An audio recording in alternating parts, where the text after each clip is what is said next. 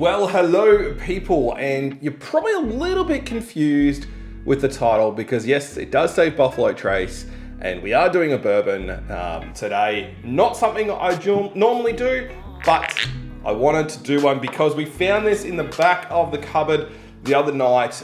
This is a bottle from back in June or July last year. We did this for one of our whiskey social tasting events, and it was fucking delicious. There's no other way to say it. So I found this the other night when I had a friend over and we were trying to do some bottle kills, and I hadn't realized that I had not done a review on this one before. So it looks like your standard Buffalo Trace. It takes forever to view. Come on.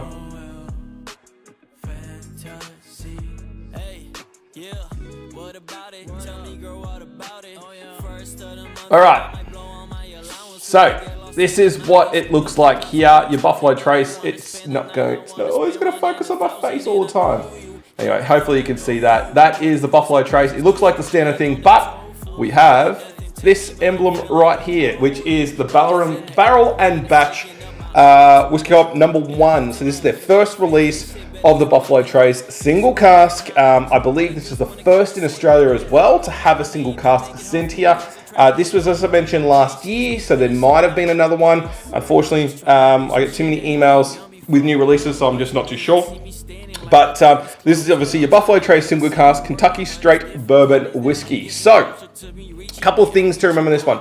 Barrel and Batch are basically a small release kind of single cask or rare stuff they can get. So if you're looking for some cool stuff, make sure you jump on their newsletter because they do send some stuff out there for you. The other thing on this one here, it's about $90 for this bottle, where a standard Buffalo Trace is around $55 to $60. But we've got to remember a couple of different things. This is a 45%, not a 40%, which is what the standard are. It's been personally selected through a heap of different samples, so they have literally picked the best barrel they possibly can. And the age is longer. It's around 8 to maybe 10 years of age. I can't remember exactly what it was. I know it was barreled in 2012. So I think it was 8 to 10 years, where the standard Buffalo Trace is maybe 5 to 6. Someone that knows a lot more about bourbon, and maybe even Ray, who runs Barrel and Batch, will be able to make a comment below and actually confirm those details for it. So this was one of the favorites for the under $100 bourbon at our whiskey tastings that we do on the north side of Brisbane. We had the Buffalo Trace next to it, as well as the single cask.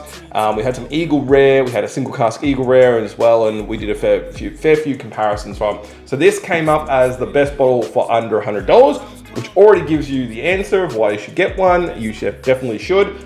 So let's get into it. So the nose on this is very sweet, very more like brown sugarishy kind of thing. Someone mentioned molasses. I don't think I remember the smell of molasses, so maybe I need to try that.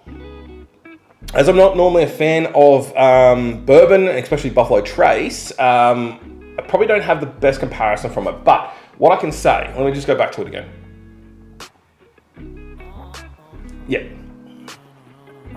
So straight away, you actually get more flavor in this than what you do from a standard Buffalo Trace. So the reason probably why I don't like the standard Buffalo Traces is, to me, it didn't have much flavor profile to it. It was there and kind of disappeared. You kind of had to keep drinking it. For me personally, it's great in a mixer. So just put it with, that and Coke is probably what I think of Buffalo Trace. But this one here, and something that Ray had spoken about, this one really pumps the levels up to the next level. So it's 11 out of 10 is what he's saying. That sweetness is coming through, the flavor profile is coming through, and it's still sitting in my mouth now, giving me some enjoyment. So this one is, and I believe, as I said, Ray's probably going to do some more. I believe there's some more coming along. If you are not already on part of Barrel and Batch's mail list, then definitely jump onto it. Now, if you don't know what Barrel and Batch is, I'll link you up to the review that I did, a little while ago. It's a great group of people. Ray is an amazing person, a very passionate person, and someone that will go out of the way to help people as well. So don't just send him emails wanting stuff. That's not what I mean. I'm just saying that he tries to do the best for everybody he possibly can. So again, Barrel and Batch, thank you for bringing something amazing. I'm off to enjoy this. And if you have not got one yet, you better get one.